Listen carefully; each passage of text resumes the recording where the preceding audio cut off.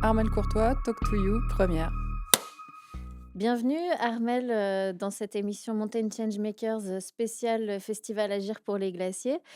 Tu es donc sportive de haut niveau, en tout cas anciennement sportive de haut niveau, vice-championne de kitesurf de vitesse en 2018. C'est Oui, bien ça, c'est ça. 2018. On va écouter ton portrait pour en apprendre un peu plus sur toi. Armel, vice-champion du monde de kitespeed en 2017, vous avez fait de la voile votre terrain de jeu. Avec Martin, champion du monde de canoë slalom par équipe, vous partagez une même volonté, utiliser le sport pour alerter sur l'urgence climatique. Vous formez un duo où performance et engagement se rejoignent. C'est à travers votre passion commune pour les sports de glisse que vous vous êtes rencontrés. Très vite, vous rassemblez vos idées et créez ensemble Riding to Explore. Entre 2020 et 2021, vous réalisez 3 expéditions majeures dans les Alpes, les Andes et l'Himalaya. Votre objectif, kitesurfer sur les plus hauts lacs glaciaires de la planète. Mais vous ne vous contentez pas d'observer, vous documentez, témoignez, partagez. Ces expéditions donnent naissance au documentaire Sous le vent des glaciers et One Degree, où vous capturez les transformations brutales du paysage alpin et himalayen. Mais ces constats ne sont pas isolés. Partout où vous allez, vous constatez l'évolution rapide des paysages, la disparition progressive des glaciers et l'impact direct sur les populations locales. En 2022, vous confondez, toujours avec Martin, Sport for Future, une initiative rassemblant des athlètes de haut niveau et des scientifiques pour observer les effets du changement climatique. Vous êtes convaincu que le monde du sport, par sa capacité à inspirer, a un rôle essentiel à jouer dans la prise de conscience collective. Grâce à cette initiative, des dizaines d'athlètes ont déjà pu découvrir ces réalités de terrain et s'engager à leur tour pour porter un message fort auprès du grand public. Votre engagement dépasse le cadre de vos expéditions. Vous intervenez régulièrement auprès des jeunes, des écoles et des institutions pour sensibiliser aux enjeux climatiques et partager votre vécu. Aujourd'hui, au festival Agir pour les glaciers à Bourg-Saint-Maurice, vous êtes là pour partager cette aventure et surtout pour rappeler que ces paysages que vous avez traversés ne sont pas éternels. C'est fidèle. C'est assez fidèle. On entendait dans ce portrait, en fait, tu as fondé, Riding to Explore, avec ton compagnon, qui est donc Martin Thomas, ancien champion, de canoë-kayak. C'est une passion commune que vous partagez. C'était quoi ce projet Riding to Explore exactement? Reading to Explore, c'était avant tout, vraiment au début, un projet sportif, un défi sportif. Le but étant, de repousser un petit peu les limites du kitesurf, même beaucoup. Kitesurf que moi je pratique en compétition, mais que Martin pratique, en loisir, donc on s'était retrouvés là-dessus. Plus, notre amour des grands espaces et de la montagne. Tout ça nous a amenés à imaginer, un peu, une transcendance du kite, dans les montagnes en allant chercher, des altitudes élevées, pour naviguer sur des lacs donc de haute montagne. Les lacs les plus hauts du monde. Les plus hauts de France, puis du monde effectivement. Après, au vu du succès que les premières images, ont rencontré quand on a pu aller naviguer dans les Pyrénées ou dans les Alpes, très vite, on s'est chuchoté, on nous a chuchoté à l'oreille, de pousser le défi, jusqu'à des altitudes bien supérieures et donc d'aller voir ce qui se passait du côté des Andes et de l'Himalaya. Projet qu'on a poussé comme tel et finalement, au gré de ce qu'on a rencontré, sur le terrain et des interrogations que ça a soulevées, on a imaginé, toute autre chose et le projet a pris une toute autre tournure, celle de la sensibilisation environnementale grâce au sport et aux belles images que, celui-ci peut générer. Oui, parce qu'au départ, donc c'est un projet, qui fait rêver. On se dit que c'est là qui sont vierges, que les espaces vont être magnifiques et puis vous êtes heurté à une autre, réalité, celle dont tu parles, c'est la réalité, environnementale.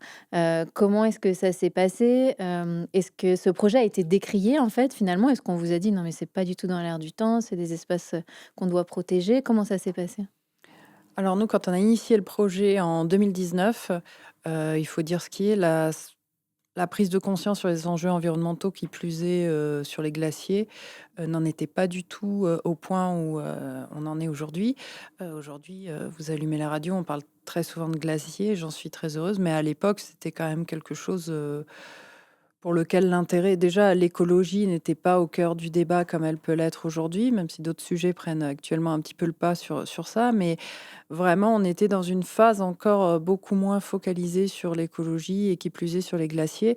Donc, quand on a initié ce sujet, non, ça a absolument pas été décrié. Au contraire, même nous, au départ, on voulait rester sur un projet européen et c'est tout l'entourage, que ce soit les marques, les médias et toute personne qui a pu nous conseiller là-dessus, nous ont dit: «Mais en fait, si vous restez en Europe, personne ne parlera de votre sujet, alors qu'il faut, du grandiose, il faut aller Il y en avait encore la Himalaya». culture de Bah, l'exploit. Ouais. exactement, c'est exactement ça et ce qui nous a, finalement, peu à peu, mais ça a été difficile, mais ça nous a convaincus d'aller pousser, un peu plus loin les expéditions.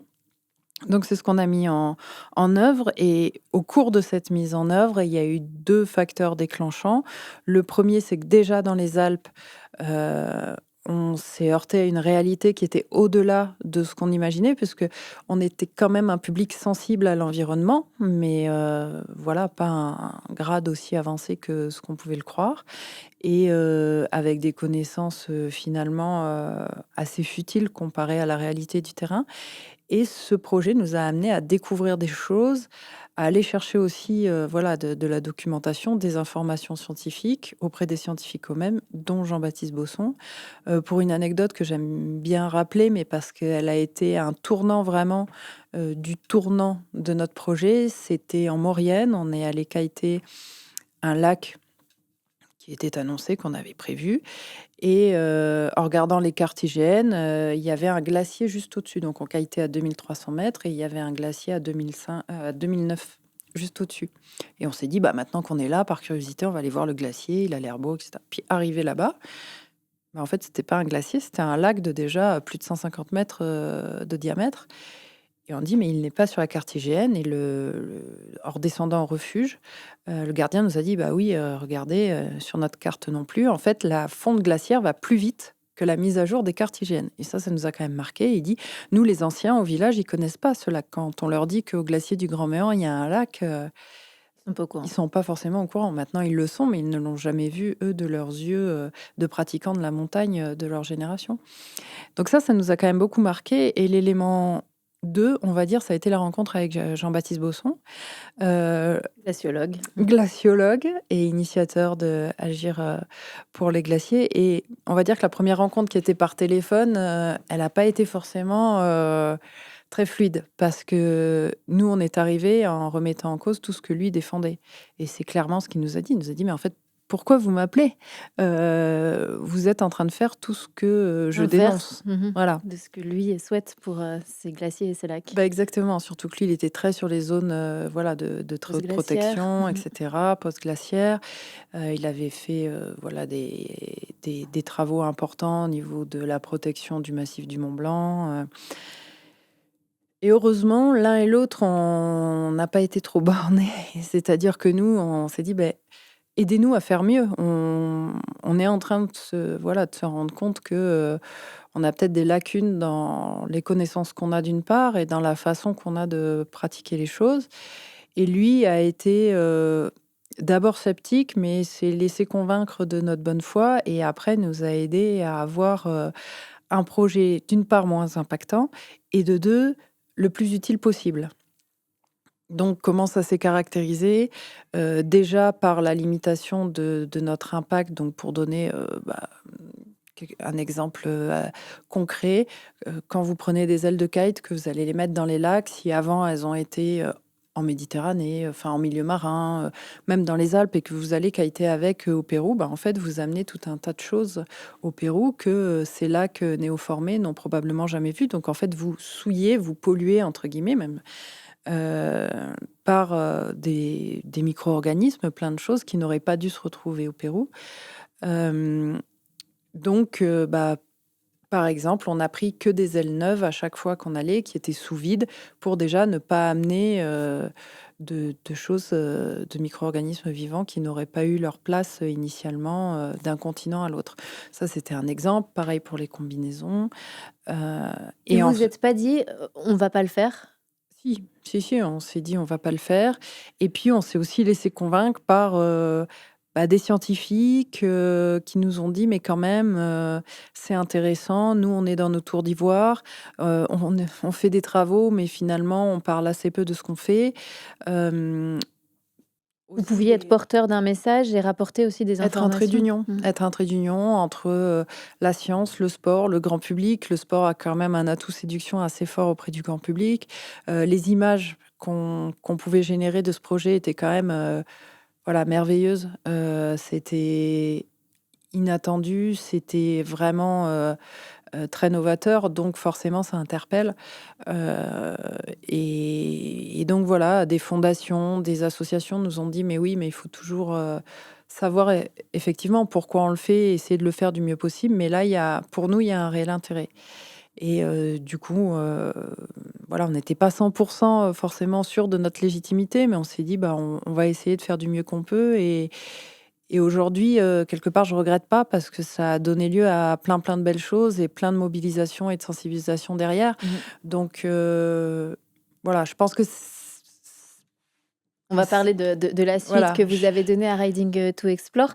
Mais tu me disais, Jean-Baptiste, il a quand même failli vous raccrocher au nez. Et c'est important qu'il ne l'ait pas fait parce qu'en fait, tout ce que tu décris là, c'est aussi ce qu'on veut montrer à Mountain Changemakers. C'est finalement comment est-ce qu'on devient un Changemakers. Et pour devenir quelqu'un qui veut changer les choses, il faut avoir l'humilité de vouloir apprendre. Donc, il faut prendre son téléphone et appeler, par exemple, là, dans ce cas-là, un scientifique. Mais il faut aussi que le scientifique, il ait la tolérance de venir expliquer Il faut qu'il quels ouvre sont la les porte. résultats de ses travaux pour laisser personne de côté. Et ça, c'est super important aussi, ce processus-là. Oui, et puis que le scientifique, c'est le sachant. Il sait tout ce qu'il faut faire, pas faire, ce qui est bien. Mais en fait, il faut partir aussi du postulat que tout à chacun, aussi bien intentionné qu'il soit, dans les yeux de quelqu'un d'autre, on peut être l'imparfait qui fait mal, etc. Mais en fait, si on se met pas à la portée de la personne, qui plus est si elle a envie de changer, en fait, c'est dommage parce on perd quelqu'un qui a envie de bien faire. Donc, c'est pas forcément évident à faire parce que des fois, on est toujours l'imparfait de quelqu'un, hein, de toute façon. Et puis, on peut se dire, mais enfin, comment il pense pas que... Mais en fait, c'est là, et le secret de la transition écologique, je pense qu'il est là aussi, c'est de se mettre à la portée de chacun et de tendre D'embarquer des tout le mains. monde. C'est ça, parce que si on se met dans un comportement clivant, finalement, on se met dos à dos et puis il se passera rien. Il y a de plus en plus d'athlètes qui sont très engagés sur tous ces sujets. Et Jessica Lévy est allée à votre rencontre pour savoir ce que vous en pensez. Les sportifs et l'engagement en faveur de l'environnement, ils sont de plus en plus nombreux à prendre la parole et défendre notre planète.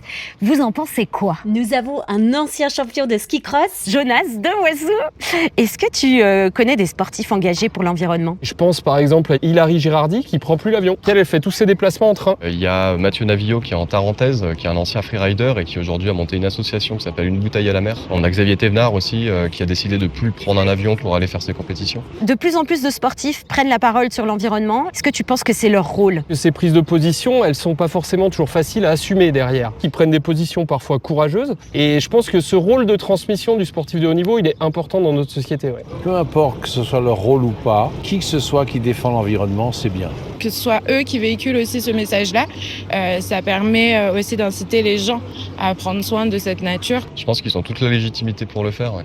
Et ils ont même le devoir limite de le faire. Certains sportifs mettent un stop à leur carrière pour être en phase avec leur engagement personnel sur l'environnement.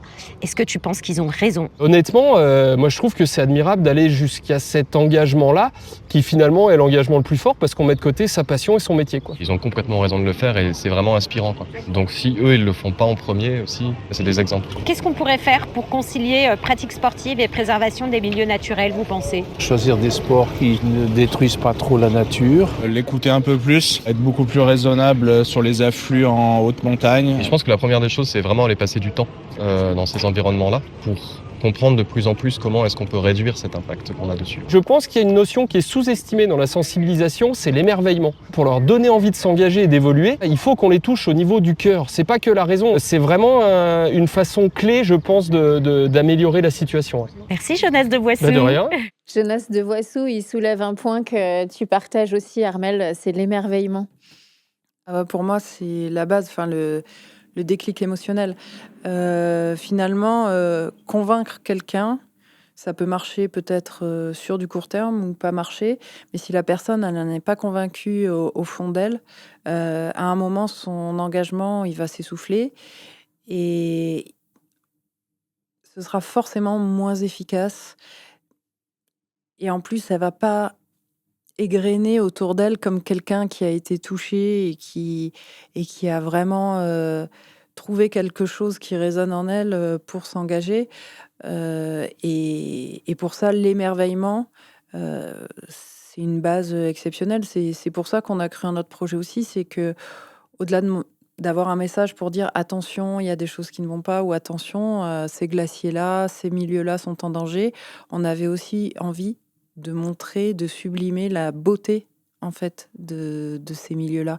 Parce que, c'est plus facile aussi, d'évoluer de manière positive dans l'envie de sauver ce qui est beau, ce qui nous émerveille, ce qu'on aime, que par peur de perdre, quelque chose, soit qui est déjà perdu, soit qui est déjà en mauvais état. En fait, c'est finalement la finalité, enfin, on va dire c'est un peu la même chose, mais en fait, il y a 2 façons de le présenter et moi, je suis persuadée que la façon positive est beaucoup plus porteuse et beaucoup moins anxiogène et donc plus efficace.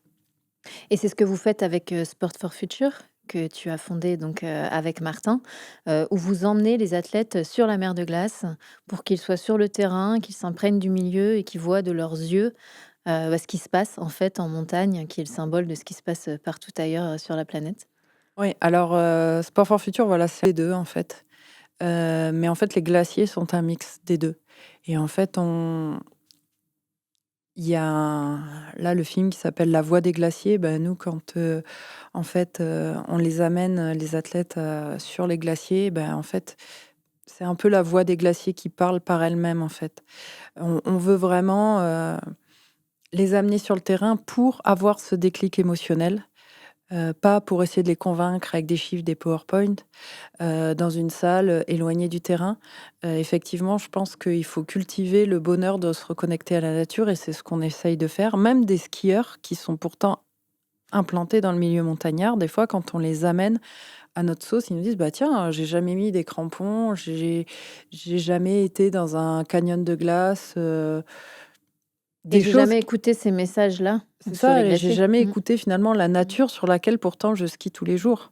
Et il y C'est a pas une que des approche skieurs différente. que vous emmenez toutes les fédérations, en fait, tous les sportifs, Tous les de toutes les sportifs. Le but, c'est fédérations? vraiment, d'avoir le panel, le plus large possible, pour toucher déjà, tous les sports et tous les sportifs et aussi pour toucher toutes les communautés liées aux sportifs qu'on amène. Parce qu'en fait, le but, c'est pas juste les sportifs. Les sportifs, on s'en sert comme, un peu comme Vecteur? étendard et comme vecteur, encore une fois.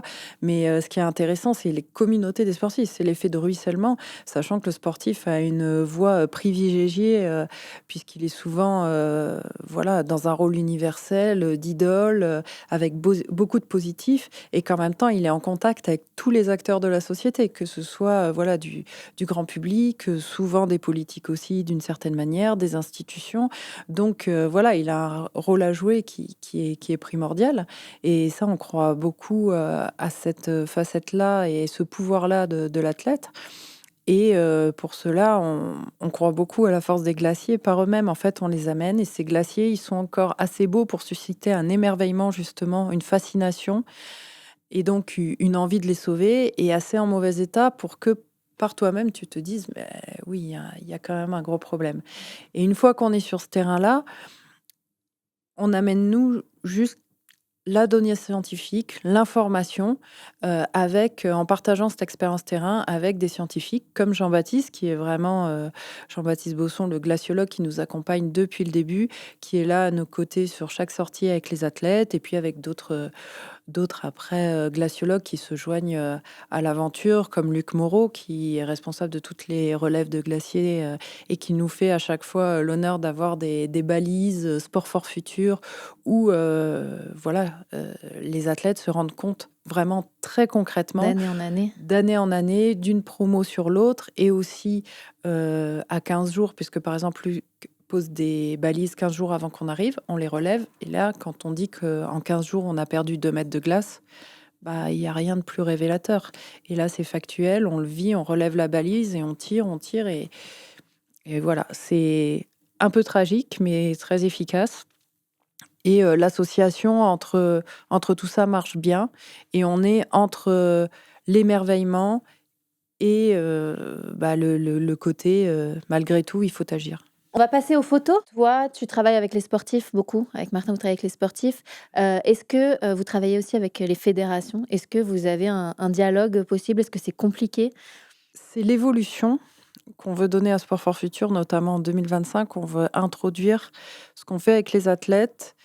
On veut l'introduire avec les fédérations, c'est-à-dire réserver un jour après plutôt au public fédéral, médiatique et des marques aussi, pour les sensibiliser un peu à la manière que ce qu'on fait avec les athlètes sportifs. Ça, c'est une nouveauté qui devrait voir le jour en 2025, puisqu'on voit que c'est une nécessité et que les évolutions doivent se faire à bien des niveaux, au-delà de l'athlète, même si la place de l'athlète doit rester centrale pour nous et que c'est même un prérequis, puisqu'on a trop souvent aussi tendance à prendre les décisions pas forcément en concertant l'athlète. Et ça, c'est pour ça que nous, dans notre process, on a fait de l'athlète le cœur vraiment du système et que maintenant, on va essayer de greffer sur cette dynamique une dynamique auprès des Des instances fédés. fédérales et de tout ce qui gravite autour du monde sportif. Les JO 2030 cristallisent beaucoup de tensions Et bah, ici, dans les Alpes. ouais. Quelle est ta position? Moi, je suis pas là pour avoir une position, enfin, en tout cas, dicter une position. Moi, j'ai des convictions personnelles. J'ai étudié un petit peu le milieu, donc je sais que les grands événements sont ce qu'il y a de plus impactant dans le sport.